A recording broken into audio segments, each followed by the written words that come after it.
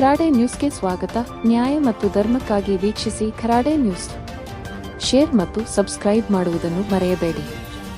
ಬಂಗಾರಪೇಟೆ ತಾಲೂಕು ಬಲಮಂದೆ ಗ್ರಾಮ ಪಂಚಾಯಿತಿ ವ್ಯಾಪ್ತಿಯಲ್ಲಿ ಬರುವ ಡಿಪಿಹಳ್ಳಿ ಗ್ರಾಮದ ಶ್ರೀ ಕೇದಾರನಾಥ ಸ್ವಾಮಿ ದೇವಸ್ಥಾನದ ಬಳಿ ಸಾರ್ವಜನಿಕ ಉಪಯೋಗಕ್ಕಾಗಿ ಹಾಗೂ ಜಾನುವಾರುಗಳಿಗೆ ಕುಡಿಯುವ ನೀರಿನ ಅನುಕೂಲವಾಗಲೆಂದು ನಿರ್ಮಿಸಿರುವ ಸಾರ್ವಜನಿಕ ತೊಟ್ಟಿಯು ಸುಮಾರು ದಿನಗಳಿಂದ ಗಬ್ಬು ನಾರುತ್ತಿದ್ದು, ಕೊನೆಗೆ ಸಾರ್ವಜನಿಕರೇ ಮುಂದೆ ಬಂದು ಜಾನುವಾರುಗಳಿಗೆ ಹಾಗೂ ಪ್ರಾಣಿ ಪಕ್ಷಿಗಳಿಗೆ ಕುಡಿಯುವ ನೀರು ಶುದ್ಧವಾಗಿರಲಿ ಎಂದು ಸ್ವಚ್ಛತೆಯನ್ನು ಮಾಡಿದ್ದಾರೆ.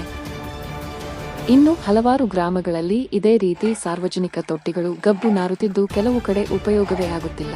ಗ್ರಾಮ ಪಂಚಾಯಿತಿಯ ಸಿಬ್ಬಂದಿ ಇದರ ಬಗ್ಗೆ ದೀರ್ಘವಾಗಿ ಆಲೋಚಿಸಿ ಗ್ರಾಮ ಪಂಚಾಯಿತಿಯ ವ್ಯಾಪ್ತಿಯಲ್ಲಿ ಬರುವ ತೊಟ್ಟಿಗಳಿಗೆ ಸ್ವಚ್ಛತೆಯನ್ನು ಮಾಡುವ ಕಾರ್ಯಕ್ಕೆ ಮುಂದಾಗಬೇಕೆಂದು ಸಾರ್ವಜನಿಕರ ಮನವಿಯಾಗಿದೆ.